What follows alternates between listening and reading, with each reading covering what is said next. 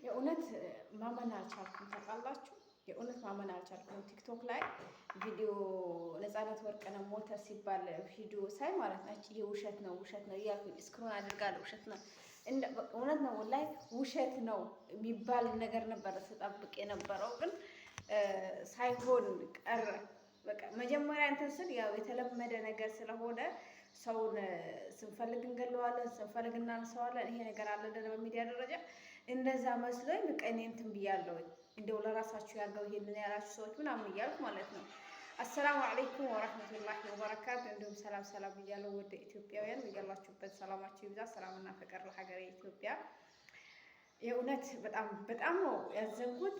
እንደውም ማመን አልቻልኩም ነበረ፣ ወላሂ አላመንኩም ነበረ። ግን እስክሮን እያደረኩኝ ውሸት ነው የሚልን ነገር ነበር። ያኔ ውሸት ነው የሚል ሰው ቪዲዮ ይሰራል ብዬ ስጠብቅ የለም።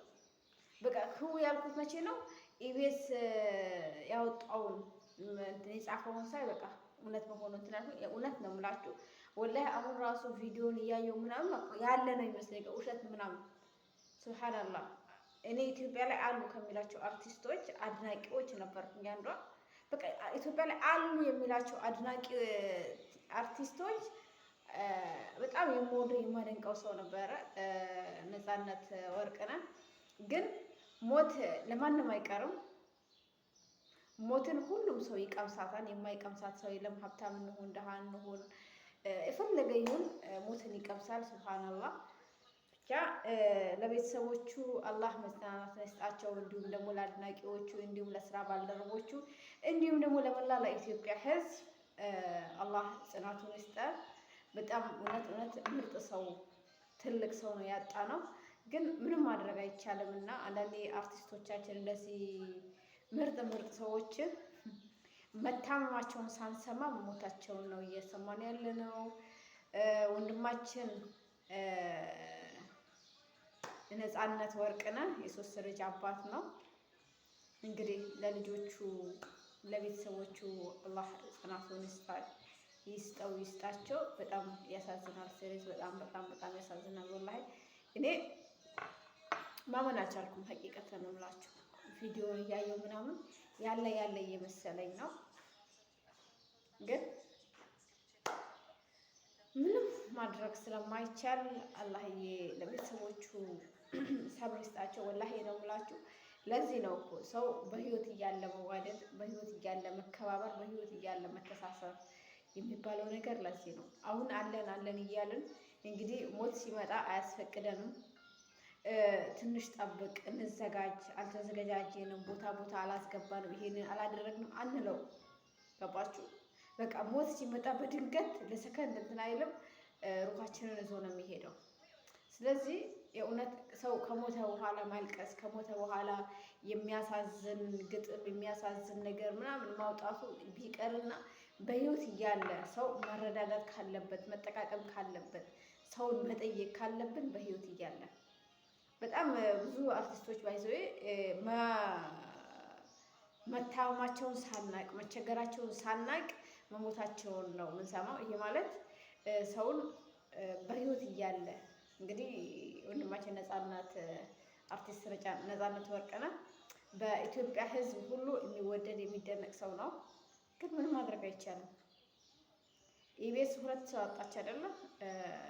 ኢቢኤስ ላይ ማን ነበረ? ያ ትልቁ ሰውዬ ማለት ነው። ብቻ የእውነት ከባድ ነው። አንዳንዴ ኖሮ ብዙ ነገር ማድረግ የሚችል ሰውና ቢኖርም ምንም አይነት ጉዳት ቢኖር ምንም አይነት ጥቅም ባይኖር ደግሞ ምንም አይነት ጉዳት የማያመጣ ሰው አለ። ለሀገርም ይሁን ለቤተሰብም ለምንም ሸክም የሚሆን ማለት ነው። እና እንደዚህ ደግሞ ምርጥዬ ሰዎችን ማጣት በጣም ያሳዝናል። ያው ገና ወጣት ነው፣ 43 ዓመቱ ነው። ብዙ ነገር ይሰራል ተብሎ የሚጠበቅ ልጆቹን አሳድጎ ለቁም ነገር ያበቃል። ልጆቹን ለቁም ነገር ሲበቁለት ይደሰታል፣ ይስማል ተብሎ ሲጠበቅ ነበረ። ግን ያሳዝናል። ባይዘዌ ሰውነቱ ራሱ አሁን ኢቢኤስ ላይ ድራማ ምናምን እንትኖችን ይሄ እንትኖች ላይ ሲሳተፍ አይታችሁታል። ሰውነቱ ላይ ራሱ በጣም ትልቅ ለውጥ ነበረ። ሀታ የፊቱ ብዙ የሰውነቱ እንትኖች በጣም ተለዋውጠው ነበረ። ሱብሃንአላህ። ግን ምንም ማድረግ አይቻልም እና ወደ ትክክለኛው ቦታ ፍርድ ወደማይዛባበት ውሸት ወዳሌለበት ወደ ትክክለኛ ቦታ ሄዷል። እንግዲህ ከስራው ጋር ተገናኝቷል ወንድማችን ነፃነት ወርቅነህ። ብቻ እኛ ስን ተማርን ነው በዚህ እኛ ኢትዮጵያውያን ሰው ሞተ ከተባለ ማለት ነው በቃ ይህንን ነገር በነገራችን ሰው ሞተ ሲባል የእውነት ነው የምላችሁ ማስታወስ ያለብን እራሳችን ነው። እኔ ባይዘውን አሁን ሰው ሞተ ሲባል ወይም ሰው ሲባል ራሴን ነው የምለው። በጣም ፈራለሁ ታውቃላችሁ። በጣም ነው አሁን ተኝቼ ላልነሳ እችላለሁ ወይ ወኻሰተን ካለሁበት ቦታ አንፃር ማለት ነው ስደት ላይ በቃ እኔ ራሴን ነው የምለው እና ያው ሞት አይዘነጋንም ታውቃላችሁ። እኛ ነው ፍጹም የሚዘነጋበት እንትን የለውም። እኛ ነን የረሳነው፣ እኛ ነን የተዘናጋነው። መጠንቀቅ ባለብን አክል ሂሳብ ማድረግ ባለብን አክል እየተጠነቀቅንለት አይደለም። ይሄ ማለት ሞት እኛን እንዳይወስደን ወይም እንዳይነካን ሳይሆን ያው ሞት ማለት ቂያማ ቆመ ማለት ነው። ሞት ማለት ወይም ሞት ማለት የፍርዱ ቀን ደረሰ ማለት ነው። ስለዚህ ለዛች ቀን ምን አደረገ ምን አዘጋጀን? ኦልሬዲ የሞተው ሞቷል አለቀ። ግን በህይወት ያለን ነው እኛስ አለን። ያው እኛ አለን አይደል? የሞቱት ሞቱ፣ ትላንት የሞቱት ሞቱ፣ አሁን የሞቱት ሞቱ። ግን እኛ ደግሞ እድላለን የማስተካከል ትክክለኛ መንገድ ላይ ካልሆነ ወደ ትክክለኛ መንገድ፣ ጥሩ ስራ እየሰራን ካልሆነ ወደ ጥሩ ስራ፣ ያስቀየም ነው እየተጣላ ነው ሰው ካለ ይቅርታ በመጠየቅ በቃ ብዙ ነገሮችን የማስተካከል እድላለን ባይዘው ግን ዛሬ አለን። ግን አሁን እቺን ቪዲዮ እየሰራሁ ልሞት እችላለሁ፣ አይታወቅም።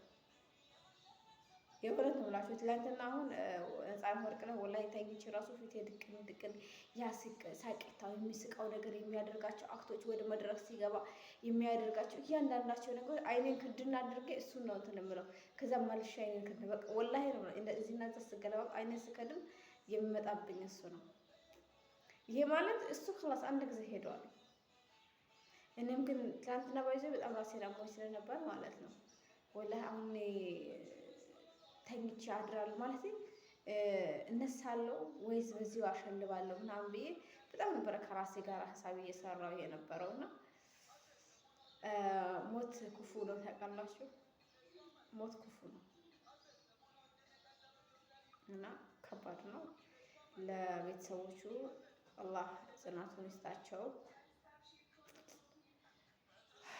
ለልጆቹ እንደው አላህዬ ሰብሩን ይስጣቸው። በተለይ ምርጥ ሰው ነው ያጡት። እኛ እንደ አድናቂ፣ እኛ እንደ ኢትዮጵያዊ እንደዚህ ብርቅ ምርጥ ሰው ከነበረ ለቤተሰቦቹ ምን አይነት ሰው ነው? በተለይ ለልጆቹ